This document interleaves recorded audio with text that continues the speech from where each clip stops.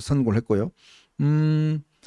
이제 재판이 오늘 이제 1심 1대 이렇게 끝이 나면 이제 아마 항소심 이제 벌어질 것 같고, 아마 재판 내용에서 아까 이야기했지만 구체적인 재판 내용이 나오면 이제 이재명 대표에 대한 이제 혐의와 수사 이런 부분들을 앞으로 어떻게 진행될 것인지, 이 부분이 제일 이제 우리가 관심 가지는 거 아니겠습니까? 네네. 그 부분에 대한 좀 전망을 좀 해주시죠. 결국은 김성태 회장이 북한에 돈 보낸 건요. 네. 이화영 부지사가 요청했기 때문에 어쩔 수 없이 돈을 보낸 거란 말이에요.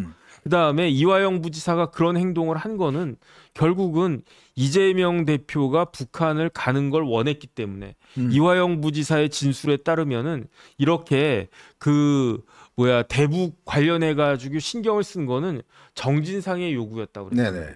그다음에 다시 한번 2018년 지금으로부터 6년 전으로 돌아가 보면 2018년 4월에 뭐가 있었습니까?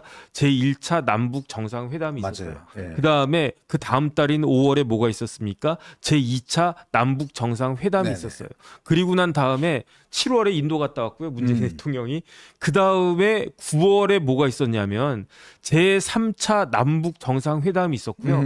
그때 김정숙 여사랑 문재인 대통령, 김정은하고 이설주하고 같이 어디 갔었습니까?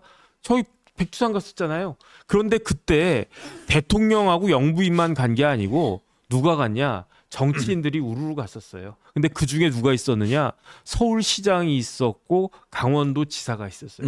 2018년 9월 달에. 그런데 경기도지사 이재명은 쏙 빠져 있었다고. 그러니까 아마 그때 열 많이 받았을 거예요, 이재명 대표가. 그래서 내가 좋다, 그럼 나 독자적으로 간다 해가지고 2018년 11월에 제1차 아태 그 국제대회를 갖다 열고 해 넘겨서 2019년 5월에 이재명 대표가 그 스마트폰 비용 500만 불 보낸 다음에 이재명 대표가 북한의 김영철한테 공문 보내지 않습니까? 경기도 경제고찰단 초청해달라고. 그리고 난 다음에 그 방북 비용을 갖다가 내고 북한으로 가보려고 했는데 문재인 대통령이 데리고 가주지 않아서 경기도 지사가 독자적으로 가보려고 했는데 코로나 핑계대고 그 북한에서 이재명 지사를 받아주지 않은 거잖아요. 어쨌든 그런 일들이 있었기 때문에 여러 가지 것들을 종합적으로 봤을 때 이재명 지사가 그 북한으로 가려고 했던 것이 방북 비용이 필요했던 거고, 그 방북 비용을 김성태 회장이 대납한 거니까 이건 실질적으로 이재명 대표가 그 방북 비용에 해당하는 돈을, 지금 저는 300만 불이라고 생각을 했는데 지금 왜 그런지 모르지만 어쨌든 200만 불 정도 인정이 됐다는 이야기잖아요. 그러니까 그 200만 불에 해당하는 돈의 성격은 뇌물이 아닐까, 저는 그런 생각이 드는 겁니다. 네. 자, 그리고 이제 지금 요거는 좀 논의 문제인데 저희가 이제 오늘 요 문제는 좀 이야기를 해야 돼서, 중간에 제가 여러분들 하도 댓글로 많이 올리셔서 CBS의 김규환 논설위원 관련된 그 지금 제가 해명을 잠깐 해드리고 제가 다시 이어가겠습니다. 김규환 논설 실장이요, 오늘 CBS에 나와서 한동훈 위원장이 이 윤석열 대통령을 그 사람이라고 부른다, 이렇게 이야기를 하고, 또 원희룡 전 장관이 한동훈 위원장을 만났을 때 나오지 마라, 대표 나오지 마라, 그리고 당신이 나를 좀 킹메이커 해달라, 내가 킹을 할 테니까, 그런 이야기를 들었다라고 이야기를 했는데, 제가 분명하게 말씀드리겠습니다. 자, 우선 저는 직접 듣지 않은 이야기는 하지 않습니다. 왜? 기자는요, 자기가 직접 확인한 이야기를 해야 되거든요. 누가 이렇게 이야기를 했다라는 전문 취재를 가지고 저렇게 이야기를 하면 안 됩니다. 자기가 직접 들어야 됩니다. 자, 그런 전제 하에서 말씀드리면 한동훈 전 위원장 절대 윤석열 대통령을 그 사람이라고 이야기하지 않습니다. 다른 표현을 씁니다. 자, 그건 굉장히 우리가 우리 일반적으로 쓸 수 있는 그런 어떤 표현을 쓴다는 거, 이건 제가 확실하게 말씀을 드리겠습니다. 저는 김규환 같지 않습니다. 저는 직접 들은 이야기만 여러분께 드리는 거니까 그 이야기는 확실하게 말씀을 드리고, 자, 그리고 원희룡 전 장관이 했다는 이야기, 제가 오늘 그래서 직접 확인을 했습니다. 원희룡 전 장관과 또 한동훈 위원장 측에 확인을 했습니다. 원희룡 전 장관은 펄쩍 뛰면서 도대체 그 자리가 어떤 자리인데 내가 그런 이야기를 하겠냐. 절대 그런 이야기를 한 적도 없고 그런 이야기를 할 의향도 없고 하지도 않았다라고 분명하게 이야기를 했습니다. 이거는 뭐 저는 직접 듣지 않는 이야기는 여러분에게 드리지 않습니다. 이 이야기에 관련해서는 절대 한동훈 위원장 그 사람이라고 이야기하지 않습니다. 여러분 상식적으로 생각해 보십시오. 듣는 사람이 어떻게 생각하겠습니까? 그죠? 저희도 아무리 사석이라도 예를 들어서 윤 대통령 이야기할 때 뭐 V 우리가 뭐 VIP라고 이야기해서 뭐 V라고 그러든지 뭐 저 친윤들은 다 V라고 그럽니다. V께서 오늘 이렇게 이야기하셨다. V가 뭐다 이렇게 이야기를 하지. 그 사람은 택도 없는 이야기입니다. 아니 그거를 어떻게 그런 식으로 표현을 하겠습니까? 그건 제가 여러분들에게 자신 있게 말씀을 드릴 수 있는 거고 또 원희룡 장관이 했다는 그 이야기도 절대 사실이 아닙니다. 그것도 제가 오늘 직접 확인을 했습니다. 직접 만나서 확인을 했기 때문에 여러분한테 자신 있게 말씀드릴 그 이야기는 거짓말이다 이런 말씀을 그렇게 여러분에게 제가 화끈하게 말씀을 드리겠다. 그러니까 여러분들 뭐 괜히 그거 가지고 신경 쓰지 마십시오. 그는 한동훈 전 위원장 측에서 직접 언론에다가 이야기도 했습니다. 아마 기사가 났고 원희룡 전 장관도 아마 그거를 직접 김규환 씨한테 측에다가 이야기를 해서 측근을 통해서 이야기해서 그 이야기 정정해라라고 이야기를 했다는 거 그걸 말씀을 드리겠습니다. 그런 이야기 이게 지금 사실은 좀 자꾸 이게 뭐 이 두 분의 관계를 이거 뭔가 자꾸 이게 갈라치게 하려고 자꾸 이런 식으로 이야기를 하는데요. 한동훈 전 위원장이 그렇게 이야기할 사람이 아닙니다. 여러분 잘 아시잖아요. 말 하나하나에 얼마나 신경을 쓰는데 아니 사람들 만나서 만약에 그 사람이라 이야기했다면 그게 당연히 알려지겠죠. 그런 이야기 할 텐데 그런 이야기 절대 하지도 않았다는 거 그거 말씀을 드리겠습니다. 그리고 이게 뭐 저도 김규환 씨 잘 압니다만은 기자가 이거 이야기할 때는요 최소한 자기가 확인했거나 아니면 어떤 사람이 그런 이야기를 하더라는 거를 그렇게 취재원을 공개하면서 이야기를 해야지 저런 식으로 그렇다더라 뭐 나중에 전화했는데 전화 안 받다더라 이런 식으로 이야기를 하면요 그 신뢰관계가 떨어지기 때문에 이제 그런 식으로 이야기하는 거 이거는 저는 반대입니다. 절대 그렇게 해서는 안 된다는 거 다시 한번 확인해 드리겠습니다. 자, 뭐 그 이야기는 뭐 중요하지 않습니다. 우리가 뭐 별 신뢰를 안 가지기 때문에 제 말씀만 믿으면 됩니다. 저는 꼭 확인한 이야기만 여러분께 말씀을 드리니까요.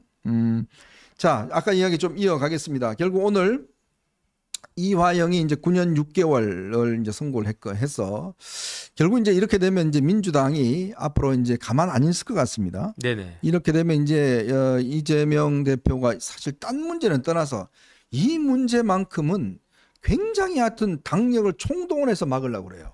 그런데 그 전에 검찰에서 이제는 빨리 실력을 보여줘야 되는 거 아닌가? 저는 그런 생각이 들고요. 그 다음에 뭐 어떤 분들은 뭐 이러이러하니까 뭐 이재명 대표에 대해서 구속영장 취하만 한 거 아니냐 이렇게 말씀을 하시던데 방탄을 하든 어쨌든지 간에 이런 부분들에 대해서는 구속영장 청구는 이루어져야 될 것 같다는 생각이 들고요. 그 다음에 아직 그 본회의 뭐 회기가 아니니까 회기가 되기 전에 빨리 좀 조치를 하는 것이 맞는 것이 아닌가? 저는 그런 생각이 들고요. 그런 다음에 뭐 영장이 지난번처럼 기각이 되면 기각이 되는 거고 발부가 되면 발부가 되는 거고. 어쨌든 저는 그렇게 생각이 됩니다. 자, 좀 더 법원의 이야기가 더 나왔는데요. 법원에서는 북에 자금 전달한 것은 죄질이 나쁘다.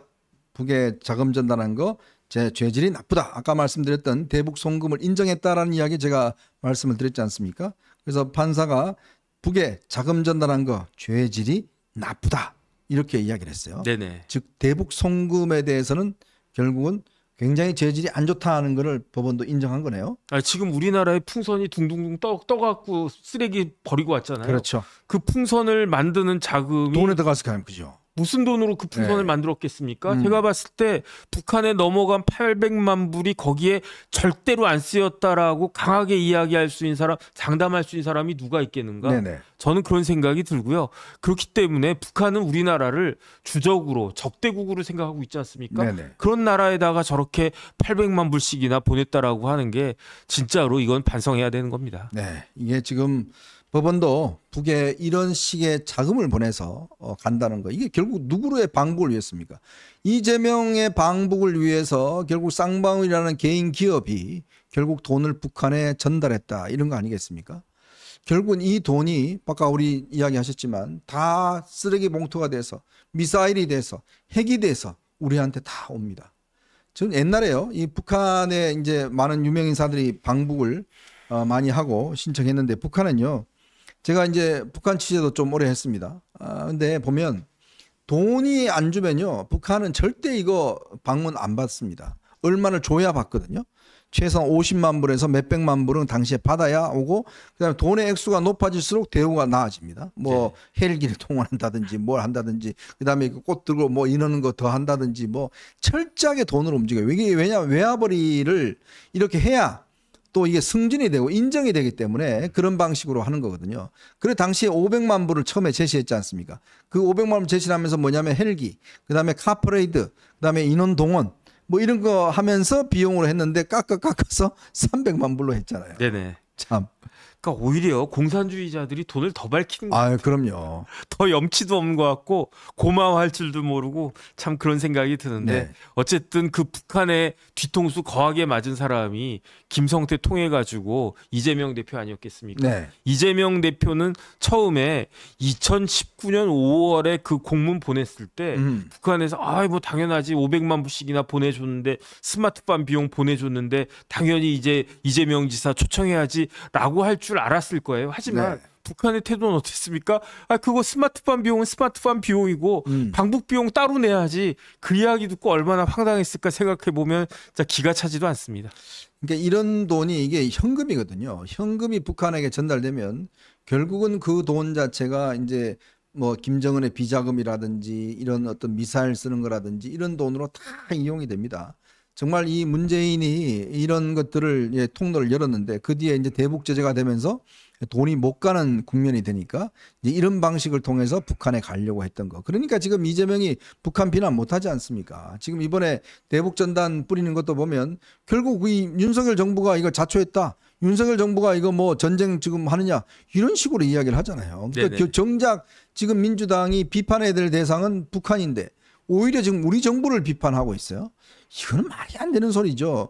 왜 우리한테 저렇게 피해를 준 사람, 저렇게 개성공단 다 빼먹어버리고 개성공단에 있는 남북연락사무소 폭파해버리고 그다음에 지금 금강산에 있는 그 골프장 전부 다 갈아엎어버리고 그다음에 철도를요. 지금 북한이 우리 돈을 줘서 경원선하고 이쪽에 철도를 연결했어요. 우리가 차관을 줬습니다.